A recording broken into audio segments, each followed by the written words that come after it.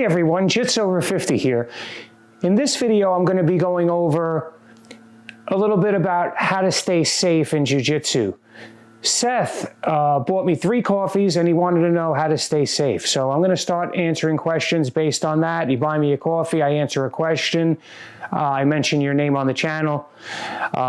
So how to stay safe. If you're a beginner, which let's start from there always, the best way to stay safe is to obviously stay loose. Now, people don't understand that because when they think of fighting, they think of being a lot of yang energy, a lot of stiffness, a lot of overpowering your enemy, your opponent type of thing. But in jiu-jitsu, we're looking to not overpower our opponent. So if somebody does like an arm wrestling style move, and say you were arm wrestling with someone and they were to be a lot stronger than you, what's the safer thing to do? Try to fight their strength or just go with it? So if you just go with it in jiu-jitsu, you don't lose. Even though mentally, somewhere in our psyche, we think we do lose if somebody was able to move us around. But let them move you into an advantageous position for you. Or if you're a beginner, let them move you into getting your guard passed. Let them pass your guard. Put some effort, but not so much where if they're jumping all over the place, your legs are going to get entangled, they're going to hurt you, or they're going to jump past your guard, land on your chest, slam onto your chest, or even worse, takedowns on a resisting opponent when you're new. Pretty much the worst thing you could do in jiu-jitsu. Some schools won't let you roll if you're new, which I kind of know what they mean, but after a couple of weeks, you should be able to roll. But as far as takedowns, definitely not for the beginner, in my opinion. Now, I know in the answers, I get a lot of responses that ignore all of my points and just bloviate about how it's better for self-defense, even though they're not addressing my angles on the self-defense aspect. So when you respond, try to address my points, Otherwise, in all honesty, I'm not going to respond to you because I'm not going to just beat a horse that somebody that read the title and then came up with a whole explanation on what they do and, without addressing any of my points to make a productive conversation. So the first step is to not fight tooth and nail, especially if someone's stronger. Just go with it. Get your guard passed. Get submitted. You could tap and reset the whole thing. But when you fight to the death on the guard pass and things like that, when you're new, you're going to overextend yourself and it's going to lead to injury, both structural overextension and then injury of muscle overuse. So my first piece of advice would be to not fight to the death if someone's trying to pass your guard, and don't try to fight to the death passing their guard. Just go with it. Keep the roll semi-playful. It could still be realistic, but again, it's not a street fight. You're brand new. You got to stay safe. Step 2, if your opponent doesn't reciprocate, because many times when you go with a higher belt and you go easy, the higher belt goes easy. He doesn't feel that competitive ego that he'll feel the need to squash, So go easy and see what happens. You might not, you might come out of it a lot better. So go easy and they'll go easy on you. If you go hard, then they think that they have to teach you a lesson or things like that. And we could get into that discussion, but for now, let's just learn to go easy so they'll go easy on you. Now, if your opponent is still going crazy or has a lot of explosive movements, you can kind of ask them, say, hey, listen, you're in like 5th gear. You think you could go down to 3rd and like we can, have a less competitive roll? You could kind of try to talk to them that way. If you don't feel comfortable talking to them that way, after that roll, just avoid them. You don't have to roll with everybody. If there's a guy that's super explosive, chances are you're not learning anything off of him anyway. The opponent that goes slower gives you a chance to learn off of them. When I go very slow, it's like a magic trick. If I do a magic trick in slow motion enough times, after seeing it maybe 2 or 3 times, you're going to know what I'm doing. So if I slow it down, do it over and over, you're going to get the hang of it. It's going to make the roll better for the more skilled opponent and for yourself, rather than just getting shut down. So look for the partner that's not going to go 100% on you. and usually this is found in the higher belts, believe it or not. So don't shy away from higher belts and look for that partner. As far as black belts, there's a little rule, like if you're visiting a school, like you shouldn't ask a black belt to roll, because it's like you walk in and say, hey buddy, you want to roll, like you're being disrespectful. So there's a little bit of a rule there. But if it's a black belt in the school that you know and you're friends with, obviously you can ask them, or a higher belt in general.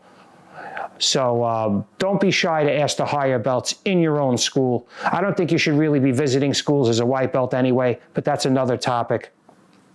So stay loose, look for partners, don't fight to the death, and look for partners that are not gonna crush you with knee on belly or do these ridiculous things, because you just have to ask them, listen, I'm new. Do you think you can go from 5th gear to 3rd gear? You don't have to make it argumentative in an argumentative way. You can make it in a friendly way. And if they don't agree to that, or they're a competitor and they need to go 100%, then that's okay.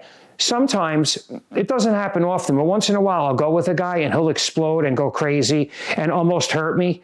And I'll just stop in the middle of the roll. I'll get up, I'll say thank you for the roll, I'll shake his hand and I'll walk away with no explanation, because I think that explains enough. And if he doesn't get it from that, he's never going to get it anyway. I don't want to lecture people, you know what I mean? But I'm not going to go with somebody who's going to knee me in the head or pull his elbow back 100 miles an hour across my face, things like that. Once you start seeing that, you know that's not a good partner. He might be good for somebody else, maybe another young, strong buck, but maybe you don't want to deal with that. Maybe you have to go shoot a wedding the next day, like me. So I just wanted to check in, Seth. This is a great question. Now, there's some framing involved with staying safe, but I think the framing video will be another video. But framing just keeps people off of your body. So you keep your arms like this. If they can never really get chest to chest, you keep your knee and elbow together. They can't get to their knee on belly. There's a lot of little things that you do. But again, that's another topic. So just remember, when you're starting out, stay loose, let people pass your guard. Don't fight to the death on submissions. Oh, I almost forgot. Tap early and often. If somebody has you in a choke, believe me, you're not impressing them by toughing it out and getting choked unconscious, or by toughing it out and it takes an extra few seconds for you to tap. Just tap. Same with a triangle choke. A lot of my early injuries were not tapping right away to these submissions, because I thought that it meant that people would interpret it that I had no heart. But in jiu-jitsu schools, especially the more experienced people, we know you should tap. Especially with ankle locks, things like that. Tap right away. You feel pressure on a ligament or a joint and you know it's a legit submission, which you do. Right from day one, ankle lock, arm bar, triangle, guillotine choke. You probably know a lot of these just from watching the UFC. So remember, to stay safe, you have to stay loose, don't fight to the death, tap early, tap often, choose your partners wisely, and tell them, don't be afraid to speak up. Advocate for yourself, as one of my teachers used to tell me. If you have an injury, you're nursing an injury, tell somebody. Also, it's up to you to protect it, right? So if you're nursing an injury, protect the injury, but you can also protect it by telling your partner, listen, I have a bad rib, please don't go hard on that side. Don't worry, I'll tap, I know I have to advocate for myself. So injury is another layer of, how to avoid injury is by, when you train injured, to tell your partner. And finally, don't train injured. We all start this way. We think that we have to go to class no matter what. We're addicted and all this. Another little piece, don't ever be addicted to anything. Addiction is never a good thing, even if it seems good at the time. Because addiction means you're going to be going to jiu-jitsu with a broken rib and training to the point now where it becomes a chronic injury, or you end up with a collapsed lung or something on that nature. Maybe you had a little tweak in your shoulder and now you keep going to class, toughing out the chokes, getting that tweak squeezed, and now your shoulder rips completely, which is exactly what happened to me. I'm going to make a video about my injuries, but there's so many, and to be honest, I don't even remember them all. It's been over a 16-year period. So if you want your questions answered and you like this style of video, please just buy me a coffee, help support the channel, put your question in your name, I'll give you a shout out. And if you want to help support the channel, you found value in my content, you can also go to my X-Marshall link in the description. Anything you buy through that link is 50% off. They have 15% off, and they have all high quality gear. So check that out. And thank you for watching. Please like, share, and if you haven't already, subscribe. Thank you.